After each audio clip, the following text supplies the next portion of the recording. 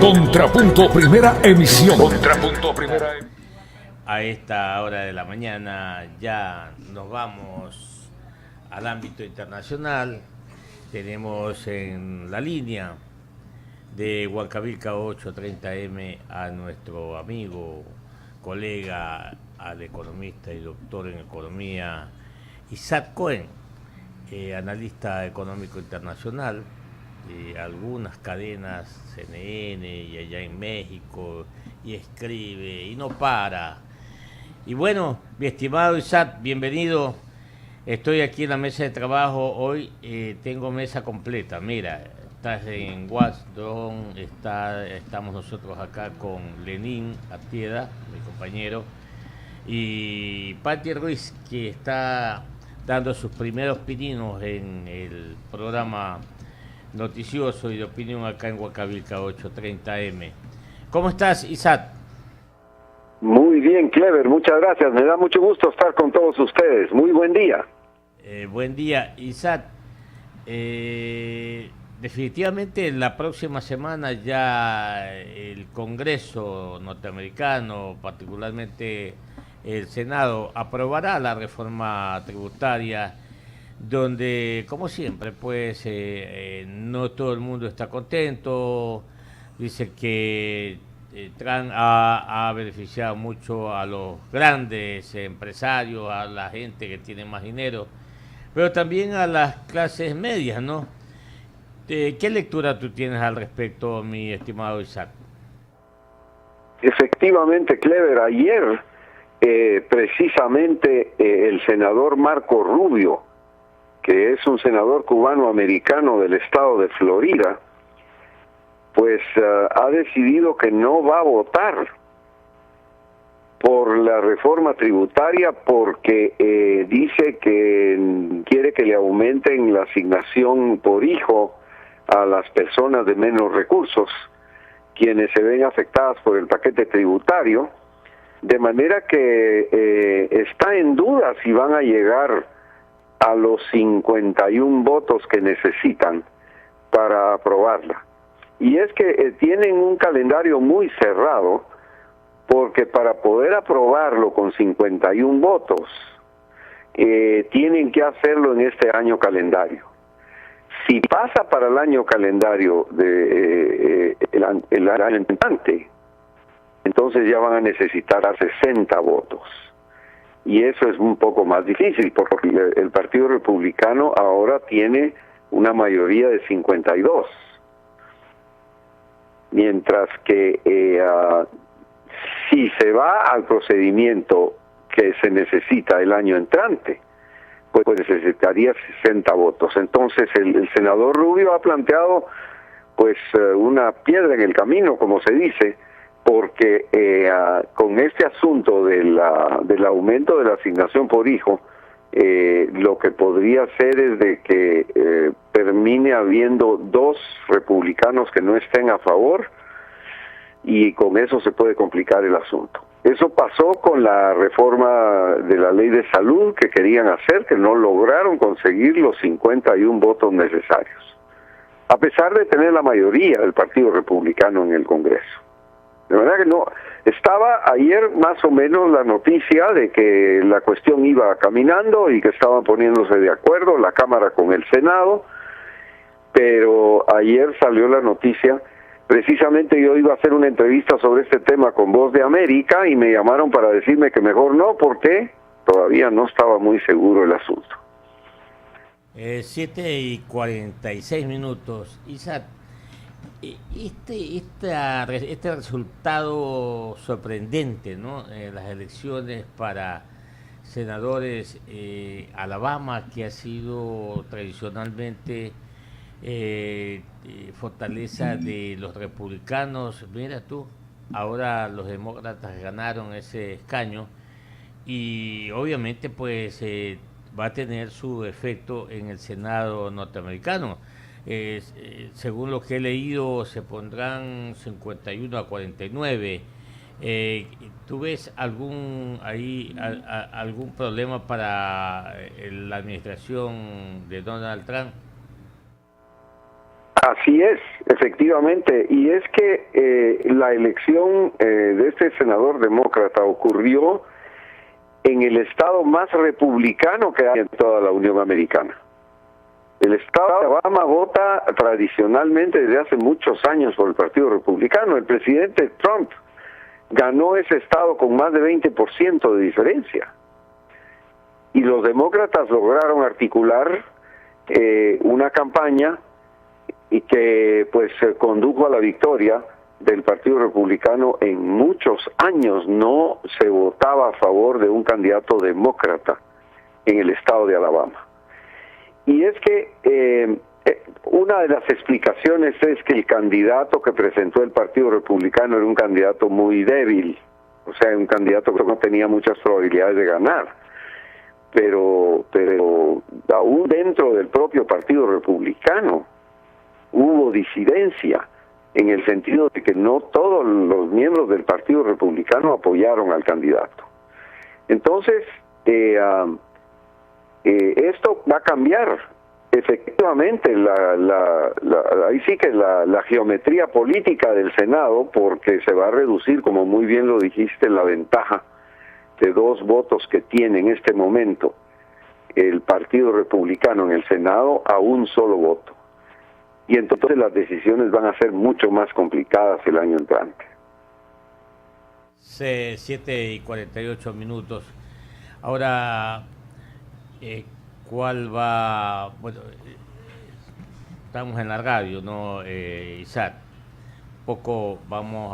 Quisiera tu explicación sobre los efectos que tendrá en la economía norteamericana este aumento de las tasas de interés, teniendo en cuenta que la inflación está controlada, que el empleo casi que llegan al pleno empleo en Estados Unidos, que los mercados están un tanto estables. ¿Qué panorama tú le ves a la economía norteamericana con este incremento de la tasa de interés y sus expectativas para el año 2018? Efectivamente, fue la despedida de la presidenta Janet Yellen de la Reserva Federal en Estados Unidos, la última conferencia de prensa que dio como presidenta, porque se retira en febrero del año entrante y el sucesor ya ha sido designado, de manera que fue la última medida, pero muy ilustrativa de la percepción que tiene la Reserva Federal del futuro de la economía de Estados Unidos, porque lo que se está diciendo es de que la Reserva Federal necesita empezar a subir la tasa de interés en Estados Unidos porque la economía está llegando a un punto en donde puede haber inflación. Y la razón es porque el desempleo está muy bajo. Prácticamente estamos llegando al pleno empleo en la economía de Estados Unidos con 4,1%, 4% de desempleo. Entonces, la discusión en este momento es, ¿conviene aprobar en este momento un paquete de rebaja de impuestos para estimular la economía cuando la economía está demandando que el Banco Central meta el freno? Es como una contradicción la que se está dando, porque por una parte la Reserva Federal está diciendo vamos a empezar a frenar, porque están diciendo que pueden haber 2 o 3 alzas de la tasa de interés el año entrante, y las proyecciones de la tasa de crecimiento por parte de la propia Reserva Federal anunciadas en la conferencia de prensa del miércoles son de que la economía de Estados Unidos va a seguir creciendo en alrededor de 2%. Y el argumento para aprobar la reforma fiscal es que al bajar los impuestos la economía de Estados Unidos se va a subir a 3% de crecimiento. Entonces eso seguramente va a ser inflacionario y la Reserva Federal va a tener que meter el freno pues de una manera más intensa. Meter el freno para la Reserva Federal quiere decir hacer más caro el dinero. O sea, que sea más caro endeudarse, que sea más caro pagar la tarjeta de crédito, que sea más caro pagar la hipoteca, para disuadir un poco la demanda que está aumentando precisamente porque la economía está ya cercana al pleno empleo. 7:52 en Huancavelica 830M. Estamos dialogando con el doctor Isaac Cohen analista económico internacional. Usted, Lenín. Gracias, economista Isaac. ¿Qué tal? Qué gusto saludarte. Una consulta. A ver, si Donald Trump quiere recortar los impuestos a las empresas del 35 al 20% para atraer a ese país nuevas inversiones, para que las empresas norteamericanas no migren, para que se incremente la oferta laboral, ¿cuáles van a ser las consecuencias? Y te lo pregunto con tono de preocupación, porque ya en el último mes, en noviembre, crearon 228,000 empleos. Y con ese ritmo, con esa dinámica, va a llegar un momento en que les va a hacer falta mano de obra, trabajadores. ¿Cuáles son las expectativas con relación a aquello y las posibles soluciones? Precisamente, me da mucho gusto saludarte. Mira, el tema es este. Si el desempleo sigue cayendo en la forma como está cayendo, eso es indicativo que la economía está sobrecalentándose. Entonces, por eso la Reserva Federal elevó la tasa de interés esta semana. Y las empresas empiezan a quejarse de que tienen ya dificultades para encontrar trabajadores, especialmente trabajadores muy calificados. Y la única manera como las empresas van a resolver ese problema es van a tener que elevar los salarios.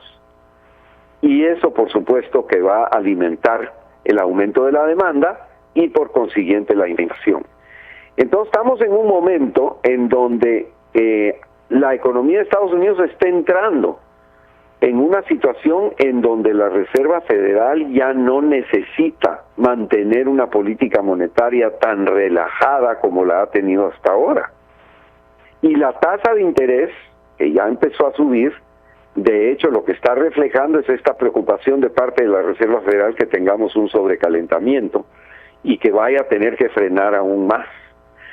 Y en eso viene la reforma fiscal, porque la reforma fiscal lo que va a hacer al rebajarle la tasa de imposición a las empresas, como muy bien señalaste, de 35 a 20, hay una discusión ahí de si puede ser 21, 20, 22, están por ahí discutiendo, pero va a ser una rebaja impresionante.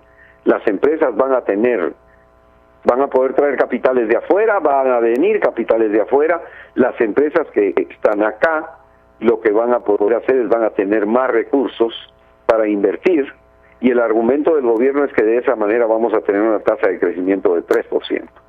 Pero definitivamente eso la Reserva Federal, esa noticia la va a recibir aumentando la tasa de interés. Entonces, viene un año, yo diría, de precaución, porque por una parte la política fiscal, si es que aprueban el paquete, va a aumentar la demanda, y por otra parte la Reserva Federal va a tratar de frenar esa demanda. Isaac, ¿podríamos decir entonces que no siempre es bueno que te vaya bien? Bueno, cuando no es siempre es bueno que te vaya demasiado bien, especialmente por la inflación, porque es un fenómeno que se autoalimenta, por así decir, porque la inflación es un problema de expectativas también. Todos somos racionales y si sabemos que los precios de algo van a subir, compramos hoy. No esperamos hasta mañana para comprar. Y eso lo que hace es que estimula la demanda de tal manera que la inflación se autoalimenta. Entonces, efectivamente, en ese momento la Reserva Federal tiene que entrar y frenar. Y algunas veces frenan demasiado y pues provoca una recesión.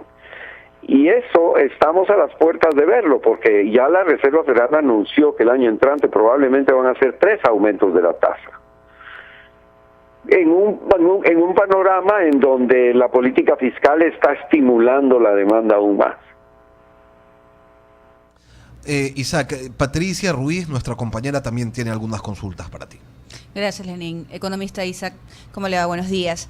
El tema de esta política tributaria que está implementando el presidente Trump, de alguna manera la política fiscal de la administración va hacia el populismo, si puede caber el término, porque por un lado le ofrece beneficios a las clases menos favorecidas y por otro lado pues él otorga estos beneficios más hacia los adinerados o por ahí se dice amigos del gobierno. ¿Esto impide un poco la consolidación fiscal?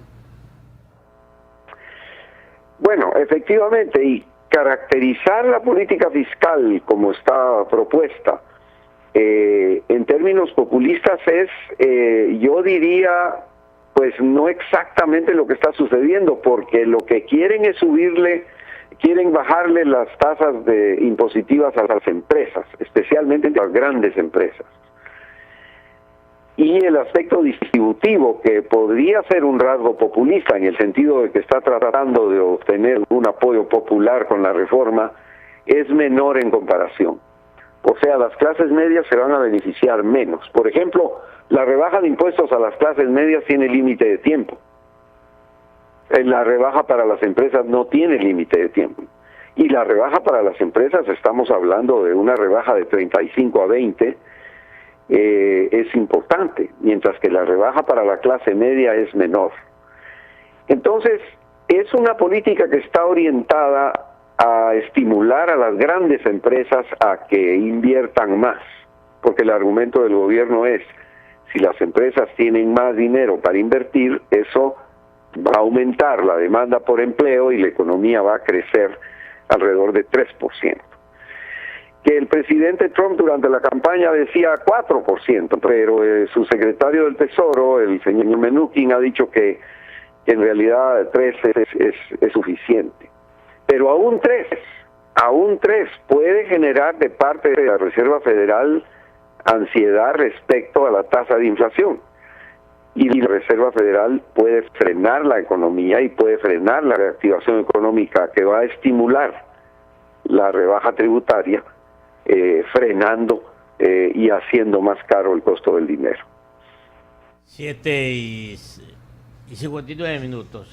Finalmente, mi estimado Isaac, hoy ya los mercados del petróleo abrieron con $63.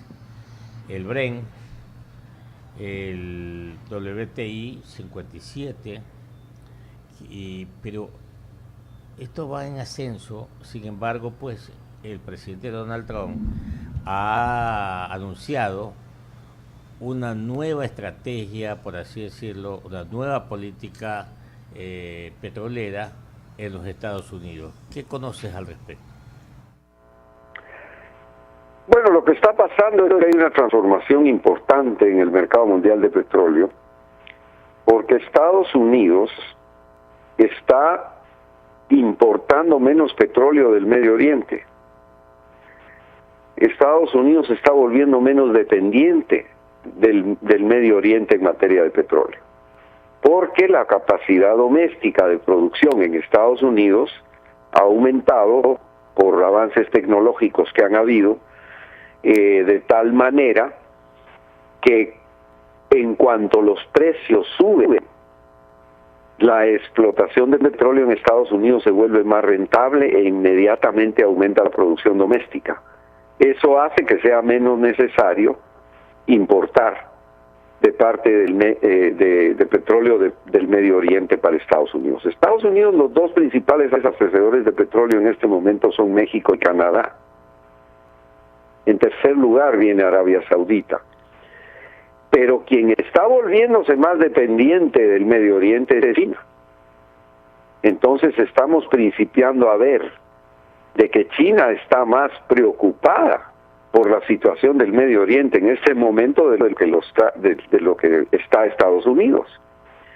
Entonces el mercado de petróleo está sufriendo porque los países productores, especialmente agrupados en la Organización de Países Exportadores de Petróleo, lo que están haciendo es que están restringiendo la producción y ha tenido éxito en esto para poder mantener los precios por encima de $50.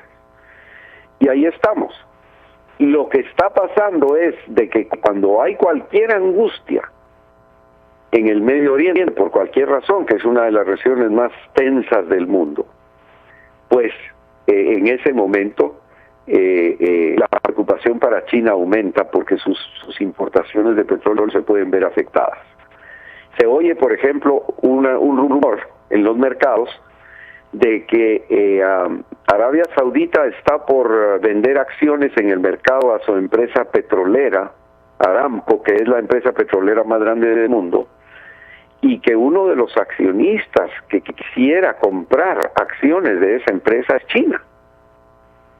Y hay preocupación de parte de Japón y de Estados Unidos de que China se convierta en este momento en un accionista de la compañía petrolera más grande del mundo. Pero China, la preocupación que tiene es asegurar abastecimiento del Medio Oriente, que es una región que tiene mucha convulsión. Mientras que para Estados Unidos ha bajado la preocupación por el Medio Oriente. Entonces esto está transformando el mercado mundial. Muy bien, mi estimado Isaac, clarito todo. Bueno, ya está sintiendo un poquito de friacito ahí en la capital de los Estados Unidos, mi estimado Isaac. Ya viene el fin de semana. Felicidades el fin de semana, mi estimado Isaac, y que te vaya muy bien. Saludos por casa. Así es, Clever. Muchísimas gracias a todos ustedes, a Patricia, a Edina, a ti, Clever. Un abrazo para todos y muy buen fin de semana. Huancavelica, la H grande de la información.